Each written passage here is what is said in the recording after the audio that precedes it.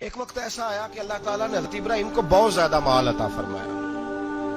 اتنے اونٹ گنے نہیں جاتے، گائیں اتنی زیادہ کہ شمار نہیں ہوتی، بکرے بکریاں اتنی زیادہ کہ شمار، بہت زیادہ مال اللہ نے عطا فرمایا. اور ابھی کچھ عرصہ پہلے آپ پیچھے جائیں نا تو جو لفظ مال تھا وہ روپے پہ تو بولا ہی نہیں جاتا تھا، وہ جانوروں پہ بولا جاتا تھا. بہت زیادہ مال اللہ نے دیا، بکریاں، گائیں، اونٹ، بیل، بڑا کچھ. تو رب کریم نے فرشتوں سے فرمایا کہ واتخذ اللہ ابراہیم خلیلا، ابراہیم میرا دوست ہے. تو فرشتے کہنے لگے یا اللہ جسے اتنا کچھ دیا جائے اس نے دوست تو بننا ہی ہوتا ہے، تو نوازا ہی پڑا ہے، اتنا مال، اتنے کھیت کھلیان، اتنا کچھ. اللہ کریم نے فرمایا جاؤ آزمائش کر لو، امتحان لے لو. فرشتہ امتحان لینے پہنچ گیا. حضرت ابراہیم کے جانور چر رہے ہیں چراگاہ میں، حضرت ابراہیم بھی ہیں، غلام بھی ہیں، بہت بڑا ریوڑ ہے. آپ تشریف فرمائے. ایک فرشتہ آیا تو کھیت میں چھپ کے بیٹھ گیا اور بلند آواز سے کہنے لگی سبحان اللہ والحمدللہ ولا الہ الا اللہ واللہ اکبر.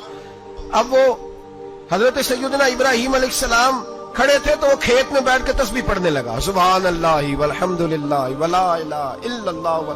حضرت ابراہیم کہنے لگے یہ میرے رب کا نام کون لے رہا ہے؟ بڑی اس کی میٹھی آواز ہے، بڑی، کون ہے؟ ڈھونڈنے لگے، گھومتے گھومتے اس کے پاس چلے گئے. فرشتہ انسانی شکل میں، تو میرے رب کا ذکر کر رہا تھا؟ اس نے کہا میں ہی کر رہا تھا. فرمانے لگے یار ایک دفعہ پھر نہیں کرتا؟ تو کہنے لگا ابراہیم پہلے تو میں اپنی مرضی سے کر رہا تھا، تو کہتا ہے تو پیسے لگیں گے، پیسے ہے تو کر دیتا ہوں. حضرت ابراہیم کہنے لگے بول تو کیا لے گا؟ میرے اللہ کا ذکر سنانے کا کیا لے گا؟ کہنے لگا جتنی بکریاں آپ چرا رہے ہیں ساری دے دے تو میں اللہ کا ذکر سنا دیتا ہوں. آپ نے فرمایا بس جا تیری ساری ہوئی، میرے رب کا ذکر سنا. اور پھر شروع ہو گیا سبحان اللہ الحمدللہ ولا الہ الا اللہ واللہ اکبر.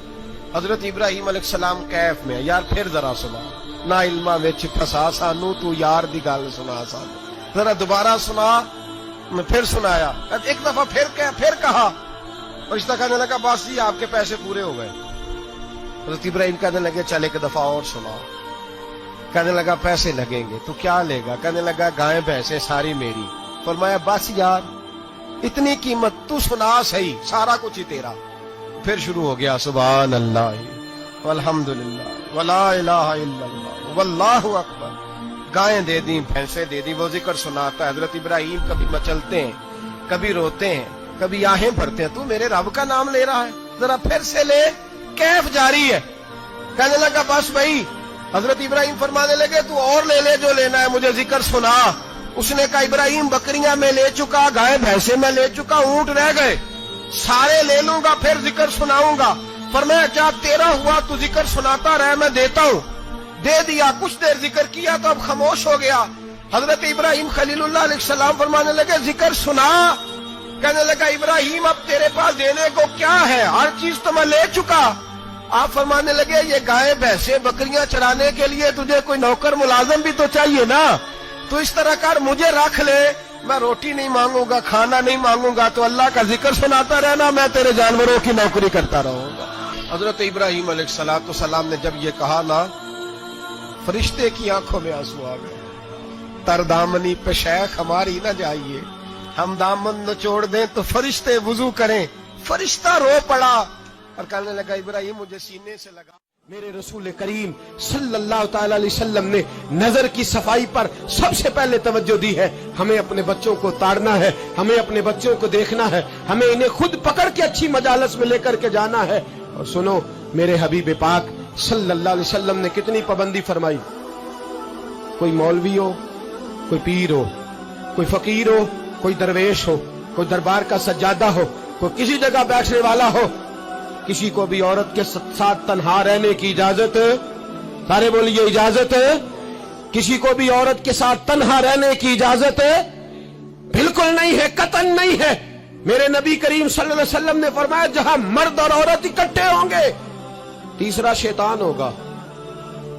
ابن حجر کہتے ہیں ایک صحابی نے عرض کی حضور اگر وہ دونوں نیک ہو، اگر دونوں نیک ہو تو میرے حبیب پاک صلی اللہ علیہ وسلم نے فرمایا یحییٰ کے بیٹے زکریا بھی ہو اور عیسیٰ کی والدہ مریم بھی ہو تو پھر بھی میں دونوں کو اکیلے رہنے کی اجازت نہیں دیتا. जब उनको इजाजत नहीं है, जब उनको इजाजत नहीं है तो बाकी कोई किस खाते में है। मैं सुनता हूं और आज मैं बबांगे दोहल कहता हूं, हमें वो दरबार भी कबूल नहीं है।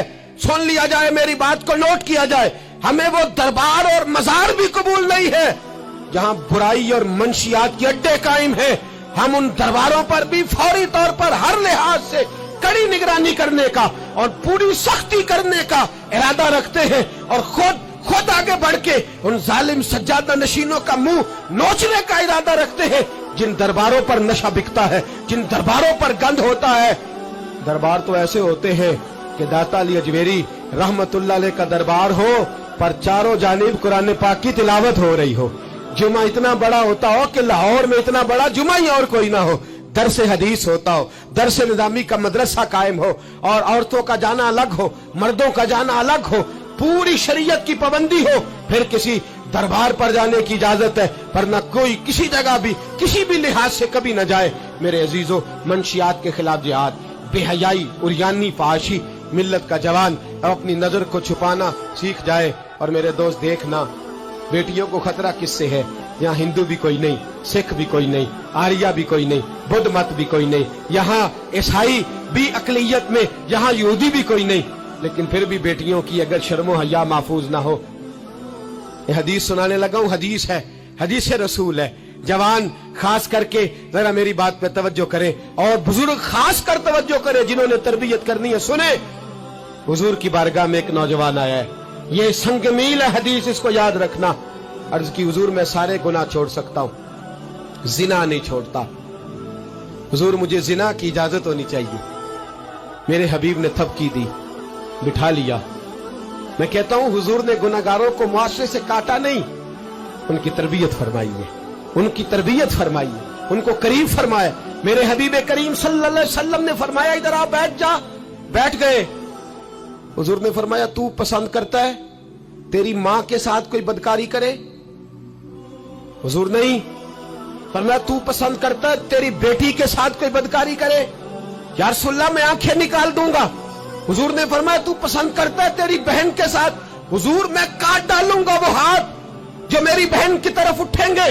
फरमाया, तू पसंद करता है कि तेरी खाला, फुफी, ममानी की तरफ कोई ऐसी हरकत करे?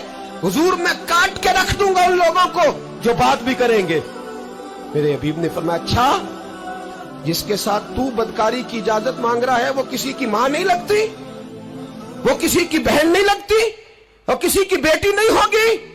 याद रखे, मुल्ला जलालुद्दीन रूमी 1, इमाम गजाली 2, आला हजरत फाजले बरेलवी 3, बुजुर्ग मुतफिका तौर पर लिखते हैं, फरमाते हैं जो गंद के साथ दूसरे घर में ताड़ता है वो अपने घर की खैर मना ले। जो गंदी नजर दूसरों पर रखता है वो अपने घर की खैर मना ले। इसलिए कि जो जुर्म वो किसी के खाते में डालेगा वो सजा बन के उसके घर की तरफ लौटा दिया जाएगा। जो बदकारी वो किसी के खाते में डालेगा वो सजा बन के अल्लाह उसके घर की तरफ लौटा देगा। अगर अपने घर को पाक रखना चाहते हो तो दूसरों की तरफ पाक नजर रखनी शुरू कर दो। अगर चाहते हो कि तेरा घर अजीब मामला है ना, बेटे को तो पसंद की शादी की इजाजत है तो बेटी को इजाजत क्यों नहीं? अगर तेरा बेटा पसंद की शादी करेगा तो याद रखना, फिर जब किसी की बेटी ये लफ्ज बोलती है फिर इज्जतों के जनाजे निकलते हैं, फिर उरियानी फहाशी का जो है वो कलक लगता है माथे पर। फिर याद रखना, चारों जानिब से रुसवाइयां तेरा नसीबा होती है। अगर तू बेटी को रोकना चाहता है तो बेटे का हाथ पकड़। अगर तू बेटी को साफ रखना चाहता है तो बेटे को शर्मो हया की चादर उड़ा। अगर तू बेटियों के किरदार की हिफाजत करना चाहता है तो पहले बेटे को पाबंद शरीयत बना, पहले इसकी तरफ देख। मेरे दोस्तों, ये 5 चीजें हमारा बुनियादी नुक्ता है। एक तो अमीर गरीबों की तहकीर करना छोड़ दे, दूसरा गरीब अमीरों से मांगना छोड़ दे, तीसरा इज्जत के साथ जीना सीखे, हमें हर हाल में सूद से, हराम पैसे से बचना है। चौथा, हर तरफ मंशियात फैली है, हमें इसके खिलाफ जिहाद करना है। 5वां, बेहयाई, उरियानी, फहाशी, गली गली, नगर नगर निकल करके इसके खिलाफ हमने बोलना है। मुझे मेरे साथी कहते हैं, नौजवान महफिलों में आना छोड़ गए। वो कहते हैं हजरत साहब के सारे मौजूआत ही हम पे होते। चंद दिन पहले मैं कल्लर सईदा गया, मैं दूर के इज्तिमा नहीं देता, सफर नहीं कर पाता, मेरे पैरों में दर्द होता है, करीब करीब रहता हूँ। उन लोगों ने बड़ा इसरार किया तो मुझे जाना हुआ। मैं जब वहां पहुंचा कुछ देर मैंने बात की तो मेरे ख्याल में यही था कि जवान नौजवान कहाँ बात को सुनते हैं, ये थोड़ी मेरी बात को सुनेंगे। मैंने इरादा किया, थक भी बड़ा गया कि 20-25 मिनट बात करूंगा। 3-4 नौजवान मेरे सामने बैठे थे।